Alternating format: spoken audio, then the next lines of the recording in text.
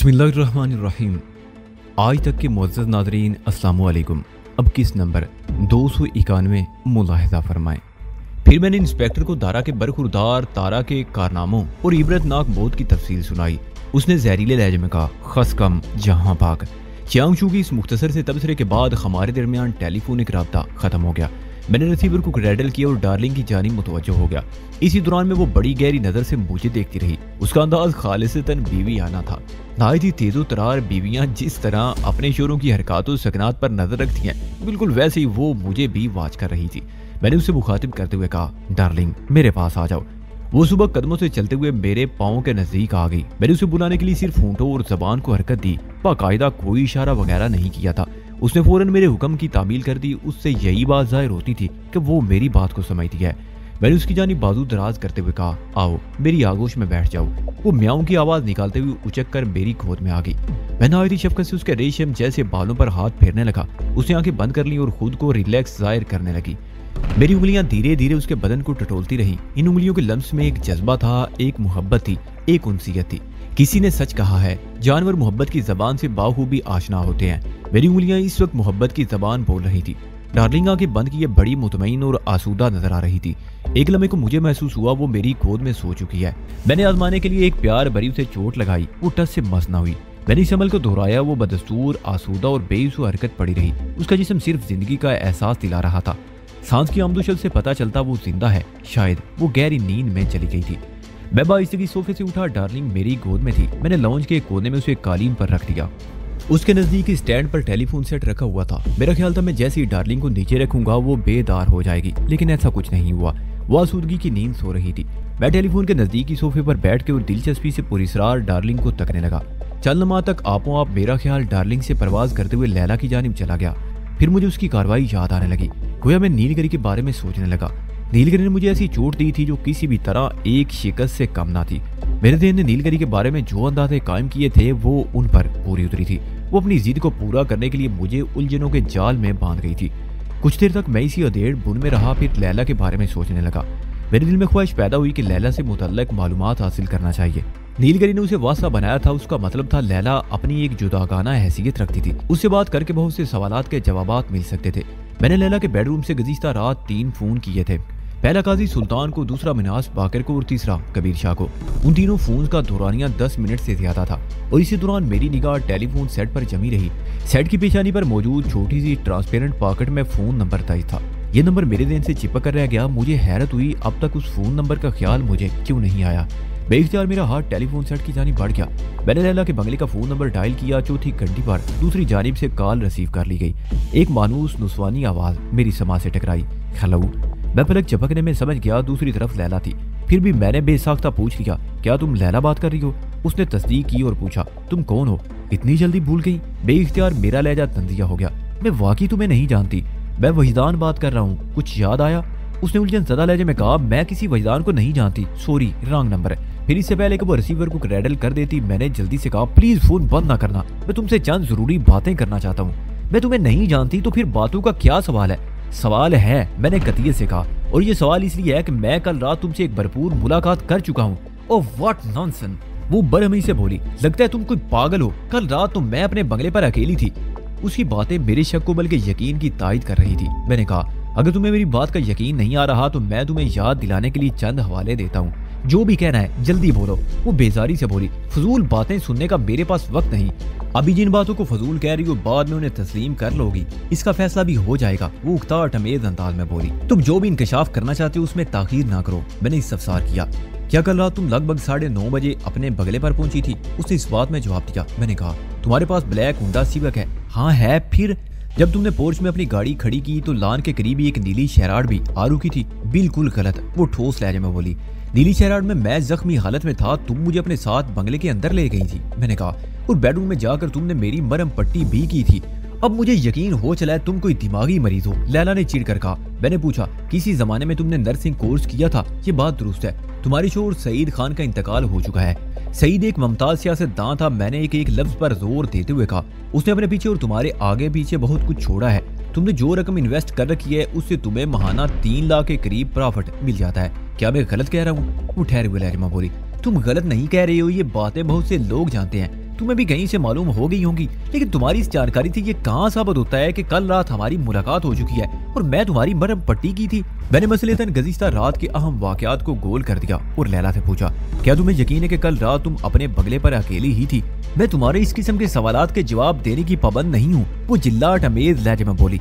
इससे पहले कि मैं फोन बंद कर दूं, तुम्हारा मुंह बंद कर लेने के लिए तुम्हें बता देना चाहती हूँ कि गुज़िश्ता रात ही नहीं बल्कि मैं हर रात अपने बंगले पर अकेली ही रहती हूँ और मैंने कल रात किसी वैदान नामी शख्स से मुलाकात ना की है और ना मैंने करनी है और ना ही मैं ऐसे किसी शख्स को जानती हूँ। तुम कोई पागल हो या तुमने जागती आंखों से कोई ख्वाब देख लिया है बस, या और कुछ? बस एक बात और, मैंने जल्दी से कहा, क्या आज दिन भर तुम अपने बंगले पर ही रहोगी? वो एक तवील सांस खारिज करते हुए बोली, तुमने अपने इस सवाल को आखिरी बात कहा है तो सुनो, मैं आज का दिन कराची से बाहर गुजार कर रही हूँ। आला सुबह एक जरूरी काम से मुझे हैदराबाद जाना पड़ गया। मैं लगभग 6 बजे बंगले से निकल गई थी और अभी थोड़ी देर पहले ही मेरी वापसी हुई है। उसने एक लम्हे का तवक्कुफ किया, फिर बात खत्म करने वाले अंदाज में बोली, अगर अब तुमने दोबारा फोन करके मुझे परेशान करने की कोशिश की तो मैं समझ लूंगी तुम कोई नफ्सियाती मरीज हो, चुनाचे तुम्हें पुलिस के हवाले करना मेरा फर्ज बन जाएगा। और तुम जानते हो मैं एक मुमताज सियासतदान की बीवी हूँ और तुम ये भी बखूबी जानते होगे कि इस मुल्क में सियासतदान और उसके अहले खाना किस ताकत और कुदरत के मालिक होते हैं। उसका जुमला खत्म होते ही टेलीफोन बंद हो गया। दूसरी जानिब से लैला ने रिसीवर रख दिया। वो खासी पूरी एतमाद और निडर औरत मालूम होती थी, वरना वो इतनी देर मुझसे गुफ्तगू ना करती। मैं पलक झपकने में समझ गया उसके साथ क्या हुआ होगा। मैंने पहले भी नीलगिरी की अफसोस करी के कई वाकयात अपनी आंखों से मुलाहिजा किए थे। वो बड़ी करनी वाली थी। गुज़िश्ता रात कमोबेश 9:30 बजे मैं लैला के बंगले पर पहुंचा था। उसी वक्त वो कहीं बाहर से आई थी। नीलगिरी ने अपनी शक्ति से रात 9:30 बजे से सुबह 6 बजे तक के वाकयात लैला की जिंदगी से खारिज कर दिए थे, क्योंकि इन औकात के दरमियान वो खुद उसकी जिंदगी में दखेल रही थी। गोया उसने लैला की जिंदगी से एक रात चुरा ली थी। वो बेचारी यही समझ रही थी कि उसने ये रात सोकर गुजारी होगी। लैला से होने वाली इस गुफ्तगू ने नीलगिरी की कारकर्दगी पर मोहर सब्त कर दी। उस हसीन सायरा ने मशरूबे जामे उम्मीद का सहारा लेकर लैला की बेबसी और मेरी बेकसी से अपना मकसद हासिल कर लिया था। मैं एक ठंडी आ भरकर रह गया। ठंडी हवा के झोंके खुले हुए स्लाइडिंग डोर से कमरे के अंदर पहुंच रहे थे। मैं कालीन पर योगा की मुख्तलिफ मशकें कर रहा था। सूरज तुलू होने में ज्यादा वक्त नहीं था। सफेदा शहर नमूदार होने लगा। वो बहुत खुशगवार और सुहाना समा था। चारों जानब फैली खामोशी और सन्नाटे ने मशक का लुत्फ दोबाला कर दिया। योगा की मशकों की एक तरतीब से किया जाता है। एक से ज्यादा शोबों को आजमाना हो तो उनमें भी तरतीब का ख्याल रखना चाहिए। सबसे पहले हाथ योग, बॉडी योगा, पराग योग, ब्रेन योगा और आखिर में मंत्र योग और रूहानी योग की मशकें की जाएं तो ज्यादा फायदा होता है। वैसे तो कोई भी मशक किसी भी तौर कर ली जाए तो उसका फायदा जरूर पहुंचता है। मैंने अपने दिमाग और रूह को वार्म अप करने के लिए हाथ योग के चंद आसन लगाए, जिनमें ऊंट आसन यानी कैमल पोस्चर और हिल आसन शामिल थे। उसके बाद मैं कमल आसन में बैठकर सांस की एक मखसूस मशक करने लगा। कमल आसन यानी लोटस पोस्चर को योगा में बहुत अहमियत हासिल है। इस आसन या अंदाज को पिदम आसन, सुख आसन और आलती पालती मारकर बैठना भी कहते हैं। मंत्र योग की अक्सर मशकें इसी आसन में की जाती हैं। मैं शुमाली रुख पर बैठकर सांस की मशक करने लगा। सांस खींचने, रोकने और छोड़ने की मशकों को मजमूई तौर पर प्राणायाम कहा जाता है। अमूमन सांस को रोकने के 3 तरीके राइज हैं, 2 जिस्म के अंदर और 1 बदन से बाहर। जिस्म के अंदर या तो सांस फेफड़ों में रोकी जाती है या फिर पेट में, जबकि बदन से बाहर सांस रोकने के लिए अपने पेट और फेफड़ों को खाली करना पड़ता है। यानी इतना गहरा एक्सहेल करना होता है कि जिस्म के अंदर खुसूसन पेट और फेफड़ों में सांस बाकी ना रहे। सांस रोकने का ये तरीका खासा मुश्किल और सब्र आजमा है। अगर इसमें महारत हासिल हो जाए तो इंसान अपने दिल की धड़कन को रोककर खुद को मुर्दा जाहिर कर सकता है। जो शोबदाबाज योगी घंटों सांस रोकने का मुजाहरा करते हैं वो इसी तरीके को अपनाते हैं। न सिर्फ सांस बल्कि एक मखसूस अमल से मेदे को हर किस्म की नमी और खुराक से खाली कर लिया जाता है। शाओलिन टेम्पल में क़याम और तरबियत के दौरान में मेरे दादा उस्ताद मास्टर हैंग पाई ने मुख्तलिफ मशकों से मेरे अंदर ची की कुव्वत को बेदार किया था और इस कुव्वत के मजीद उसूल के लिए मुझे एडवांस एक्सरसाइज भी बताई थी। अब तक मुझे उन मशकों के लिए मुनासिब वक्त नहीं मिला, लेकिन हर गुजरते दिन के साथ मैं उनकी जरूरत शिद्दत से महसूस करने लगा था। खासतौर पर गुज़िश्ता रात नीलगिरी के हवाले से जो वाकया पेश आया उसमें मुझे अपनी बेबसी का गहरा एहसास हुआ था। मैं ची की एडवांस एक्सरसाइज से अपनी बातनी कुव्वत को बढ़ाना चाहता था ताकि नीलगिरी जैसी नादीदा और पुरस्रार शक्तियां मुझे अपना आलाकार ना बना सके। कोई इंसान चाहे कितना ही कमजोर क्यों ना हो, आलाकार बनना पसंद नहीं करता। इंसान की खुदी हर हाल में उसे ताकत और इख्तियार हासिल करने के लिए उकसाती रहती है। मैंने आंखें बंद की और चंद गहरी सांसें लेकर अपने ज़हन को ट्यून किया। फिर सांस की एक मखसूस मशक स्ट्रोक ब्रेथिंग करने लगा। इस मशक के दौरान में मुख्तलिफ वक्फों से सांस को खींचना और छोड़ा जाता है। सांस अंदर खींचने इनहेल करते हुए थोड़े थोड़े फासले पर रुककर सांस की डोर पर गिरा लगाई जाती है। इस तरह जब सांस को छोड़ा जाता है यानी एक्सहेल करते वक्त भी इन्हीं मुकामात पर रुककर उनकी गिरा खोलते चले जाते हैं। ये एक इंतहाई सादा और आसान अमल है, लेकिन इसमें रिदम और तनासुब पैदा करने के लिए खास मशक और तवज्जो की जरूरत है। इस बात का ख्याल रखना ऐसे जरूरी है कि इनहेल करते वक्त हमने जहां जहां गिरा लगाई थी, एक्सहेल करते वक्त वहीं से गिरा खोली जाए, मगर तरतीब उलट जाए यानी आखिरी गिरा को पहले खोला जाए और पहली गिरा को सबसे आखिर में गिरा खोलने और लगाने का अमल तसव्वुर आती है। इस तसव्वुर को ख्याल की कुव्वत से रोशन और वाज़ेह किया जाता है। इस मशक के दौरान में इर्तिकाद बहुत जरूरी है। सांस खींचते और छोड़ते वक्त यानी गिरा लगाते और खोलते वक्त तमाम तर तवज्जो नाव के मुकाम पर मुर्तकिज रखना जरूरी है। मैं 10 मिनट तक ये मशक दोहराता रहा, फिर आंखें खोल दी। उसके बाद आराम की गरज से सुख आसन को खत्म करके कालीन पर चित लेट गया। आइंदा 2 रोज तक कोई काबिले जिक्र वाकया पेश नहीं आया। मेरे लिए काबिले जिक्र वाकया वो होता जिसमें किसी न किसी हवाले से साइल मौजूद होती। उसकी मौजूदगी के बगैर मैं खाली होकर रह गया। उसे मैं अपने जिस्म का एक हिस्सा ही समझने लगा था। वो क्या जुदा हुई, गोया मैं कहीं खो गया था। लोग समझते थे मैं साहिल को तलाश कर रहा हूँ, लेकिन मैं तेरी तलाश में निकले और खुद खो गए वाली कैफियत से गुजर रहा था। तीसरे रोज मैंने शोएब गोरी से वाज़ेह अल्फाज में कह दिया, मैं लाहौर जा रहा हूँ। शोएब ने मियां जायद के जिस खुफिया अड्डे का सुराग लगाया था, वहाँ साहिल की मौजूदगी ना साबित हो सकी। इन हालात में मेरा जहन बार बार उस तरफ जा रहा था कि उसे इन बदबख्तों ने लाहौर भेज दिया होगा। है मुमकिन था साहिल इस वक्त चौधरी नवाज़िश अली की हवेली में हो, उसकी कैद में। मैंने लाहौर जाने का इरादा जाहिर करने से पहले शोएब को अपने अंदाजे के बारे में भी बता दिया। वो गंभीर आवाज में बोला, मैं भी इन्हीं खुतूत पर सोच रहा हूँ। खैर, मैं कल किसी फ्लाइट से तुम्हारे लाहौर जाने का बंदोबस्त कर देता हूँ। तुम्हें इस सिलसिले में परेशान होने की कोई जरूरत नहीं। मैं कबीर शाह को तुम्हारी जरूरत के बारे में बरीफ कर दूंगा। मैंने कहा, शोएब, कल सुबह मैं सऊद जाकर कबीर शाह से मिल लूंगा। तुम उससे बता देना मेरे साथ एक बिल्ली भी जाएगी, उसके सफर के इंतजामात भी करना होंगे। बिल्ली? शोएब की हैरत भरी आवाज मेरी समाज से टकराई। इस वक्त हम टेलीफोन के जरिए गुफ्तगू कर रहे थे। मैंने जोर देकर कहा, हाँ बिल्ली, उसका नाम डार्लिंग है। लाइव स्टॉक की बुकिंग के लिए उसके नाम की जरूरत पड़ेगी। वो सफेद रंग की एक खूबसूरत बिल्ली है। ये बिल्ली तुम्हारे पास कहाँ से आ गई? उसके लहजे में गहरी संजीदगी पाई जाती थी। मैंने बताया, बस नई नई दोस्ती हुई है। वो मेरे इस गोल मोल जवाब से समझ गया मैं बिल्ली के सिलसिले में किसी वजाहत में नहीं जाना चाहता, लिहाजा उसने भी ज्यादा कुरीदना मुनासिब ना समझा और जल्दी से बोला, ओके ओके। बिल्ली बुकिंग भी हो जाएगी। फिर उसने पूछा, लाहौर में किस होटल में क्याम करना पसंद करोगे? मैं तुम्हारे ठहरने का बंदोबस्त करना चाहता हूँ। मैंने कहा, मैं अपनी शऊरी जिंदगी में पहली मर्तबा लाहौर जा रहा हूँ, इसलिए वहाँ के होटल के बारे में मुझे कुछ मालूम नहीं। तुम जो मुनासिब और मौजू जानो उसी होटल में कमरा बुक करवा देना। मैं होटल की बुकिंग और हवाई सफर की खराजात की कुल रकम कल कबीर शाह को दे दूंगा। ख्वाह मुखा मुझे शर्मिंदा ना करो दोस्त, शोएब ने कहा। मैं भला ये छोटी सी रकम तुमसे वसूल करता अच्छा लगूंगा? बात अच्छा या बुरा लगने की नहीं है शोएब, मैंने दोस्ताना लहजे में कहा। हम सिर्फ दोस्त ही नहीं बल्कि एक तरह से बिजनेस पार्टनर भी हैं। पहले की बात और थी, मेरे पास रकम थी और ना ही कोई महफूज ठिकाना। तुमने मुझे सहूलियात फराम कर दी, लेकिन अब सूरत खासी हौसला अफजा और सेहतमंद है। इस वक्त मेरे मुख्तलिफ अकाउंट्स में लगभग 15.5 करोड़ रुपए मौजूद हैं, लिहाजा लेन देन की आदत मुझे भी डालना चाहिए। ठीक है, जैसे तुम्हारी मर्जी, वो खुश दिली से बोला। फिर हमारे दरमियान गुफ्तगू का सिलसिला मौकूफ हो गया। 2 रोज कबल सिंगापुर से आने वाली हुंडी की रकम मैंने वसूल कर ली और उसी रोज शोएब गोरी की रहनुमाई और ताउन से मैंने 3 मुख्तलिफ बैंकों में अकाउंट्स भी खोल लिए थे। उनमें एक गैर मुल्की और 2 मुल्की बैंक थे। गैर मुल्की में शोएब के मशवरे के मुताबिक मैंने डॉलर अकाउंट खोला था, जबकि 2 मुल्की मुख्तलिफ बैंकों में रुपये अकाउंट्स खोले गए थे। इन 2 मुल्की बैंकों में ऑनलाइन बैंकिंग की सहूलत भी मौजूद थी। मुझे ऐसे तगड़े अकाउंट होल्डर को पाकर तीनों बैंकों के मैनेजर खुशी से फूले ना समा रहे थे। 1 घंटे बाद कबीर शाह का फोन आ गया। उसने पुरमुसर्रत लहजे में बताया, वैदान, मैंने कोशिश करके कल सुबह तुम्हारी रवानगी का बंदोबस्त कर दिया है।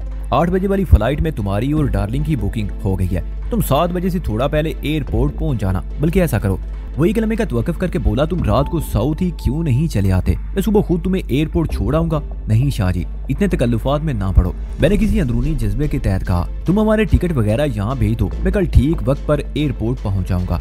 वो चंद में सोचने के बाद बोला, चलो ठीक है, जैसे तुम्हारी मर्जी। मैं आधे घंटे के अंदर तुम्हारा टिकट भिजवा रहा हूँ। तुम्हारी डार्लिंग के सिलसिले में मैंने एयरपोर्ट के मुतलका काउंटर से फोन पर बात कर ली है। वो डार्लिंग के लिए स्पेस छोड़ देंगे। तुम एयरपोर्ट पहुंचकर लाइव स्टॉक काउंटर से राब्ता कर लेना। वो तुम्हें बिल्ली के लिए एक छोटा सा केज मुहैया कर देंगे। हाँ, मैं इस प्रोसेस से वाकिफ हूँ, मैंने कहा। फिर पूछा, डार्लिंग के लाइसेंस की जरूरत तो पेश नहीं आएगी? बैरून ममालिक में तो पालतू जानवरों के बाकायदा लाइसेंस जारी किए जाते हैं। बगैर लाइसेंस आप ना तो अपने पास कोई पालतू जानवर रख सकते हैं और ना ही उसे अपने साथ सफर पर कहीं ले जा सकते हैं। कबीर शाह ने एक हल्का सा कहका लगाया और बोला, यहाँ इस किस्म की परेशानियों ने अभी रवाज नहीं पाया।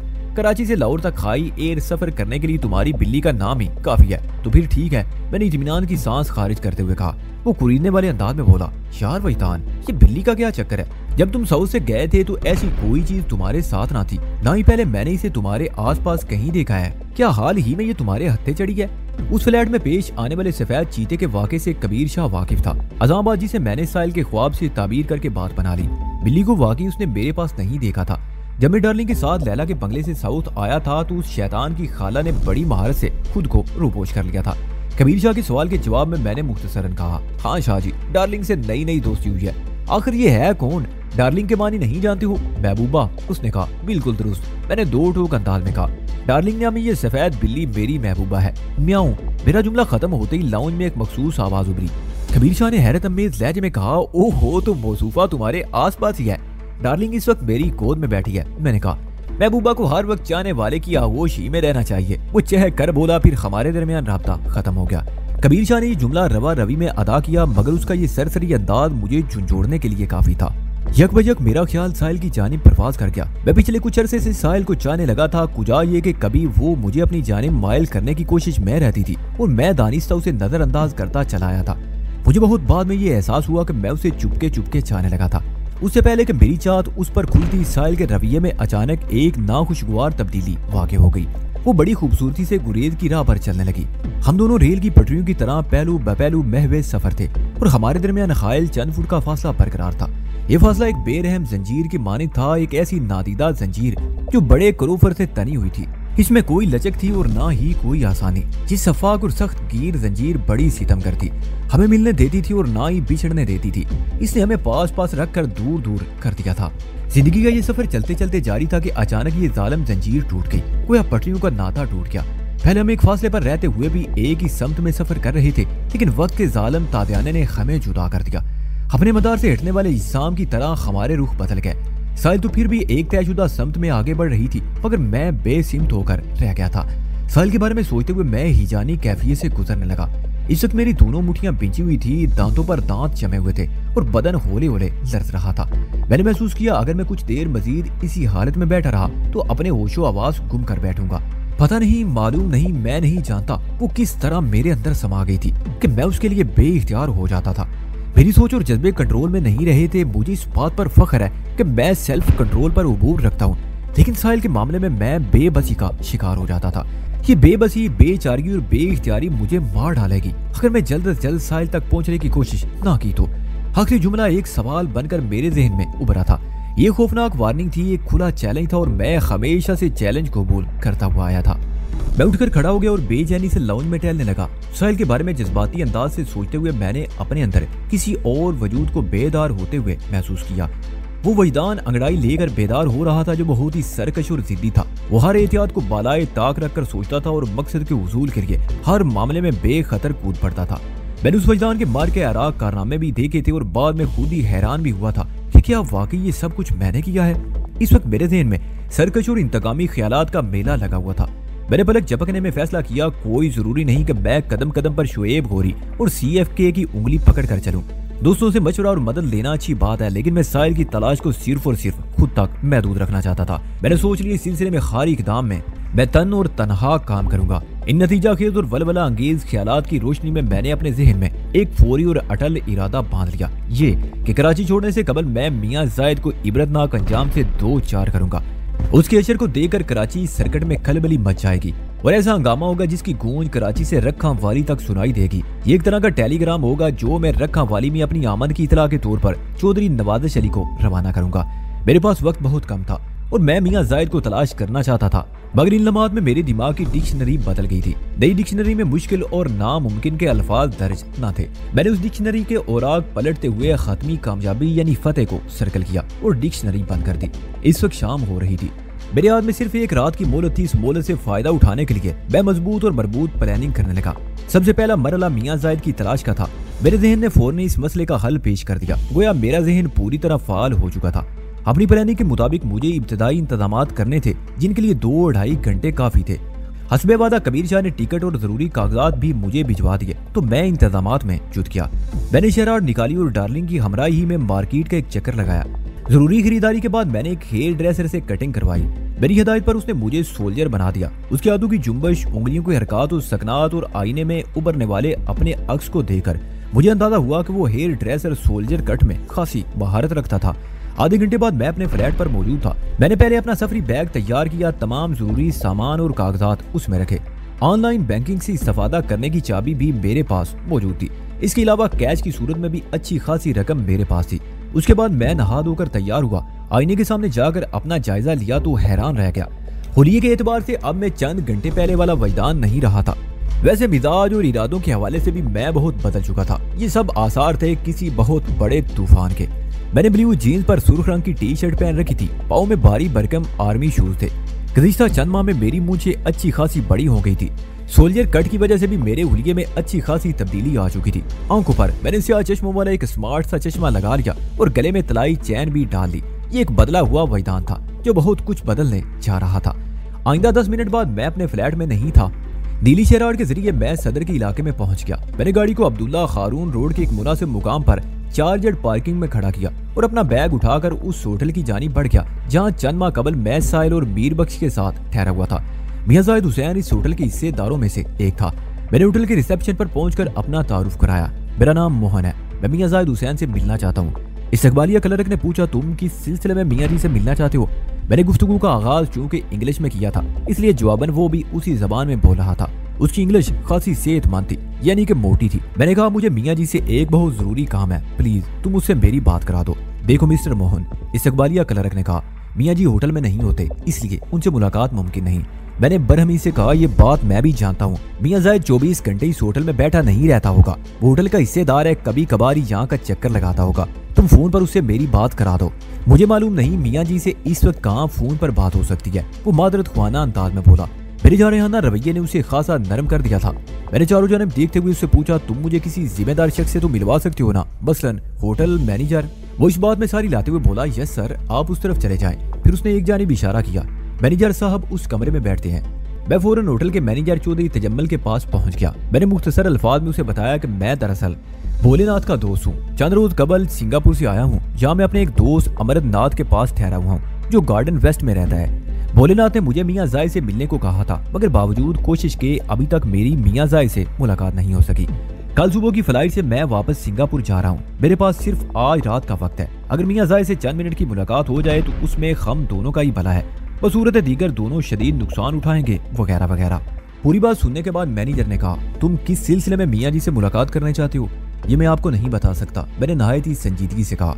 मामला बहुत ही संगीन और राजदारी का है, प्लीज आप इसरार ना करें और फौरन मियां जी से मेरा राब्ता करवा दें। होटल मैनेजर टटोलती हुई नजर से मुझे देखते हुए बोला, मिस्टर मोहन, तुमने बताया कि कोशिश के बावजूद भी अभी तक मियां जी से तुम्हारी मुलाकात नहीं हो सकी। तुमने उन्हें कहाँ कहाँ तलाश किया था? क्या तुम इस सिलसिले में पहले भी होटल आ चुके हो? इस होटल में मैं पहली मर्तबा आया हूँ, मैंने पूरे एतमाद लहजे में कहा। भोलेनाथ ने मुझे बताया था कि वो डिफेंस सोसाइटी के एक बंगले B38 में क्याम करेगा और यहाँ पहुंचते ही वो मुझसे राब्ता करेगा। वाज़ेह रहे कि मैं भोलेनाथ से 3 रोज पहले यहाँ आया था। जब भोलेनाथ ने मुझसे कोई कांटेक्ट नहीं किया तो मैं मजकूरा बंगले पर पहुंच गया। वहां से मुझे मालूम हुआ कि वो आकर कहीं जा चुका है। मुझे ये जवाब सुनकर हैरत भी हुई। भोलेनाथ ने तो मुझे मियां जी से मिलवाना था, वो कहीं जा नहीं सकता था। उसके साथ ही एक और शख्स भी सिंगापुर से यहाँ आया था जिसका नाम जमाल था। मैं एक लम्हे के लिए सांस लेने के लिए रुका, फिर बात जारी रखते हुए कहा, मेरा वापस जाना भी जरूरी है और अगर मैं मियां जाहिद से मिले बगैर वापस चला गया तो शदीद नोयत का नुकसान हो सकता है। मुझे भोलेनाथ की जबानी पता चला था कि ये होटल मियां जाहिद की मलकियत है। उम्मीद की आखिरी किरण के सारे यहाँ आया हूँ। अब तो आप मेरी मजबूरी और जरूरत को समझ गए होंगे। मैं बात खत्म करके सवारिया नजरों से मैनेजर होटल चौधरी तजम्मुल को देखने लगा। उसकी उम्र 50 के करीब थी। वो एक जादीदा शख्स दिखाई देता था, लेकिन मैंने भी इतनी भरपूर कहानी उसे सुनाई थी कि वो मेरे लिए कुछ करने पर आमादा हो गया था।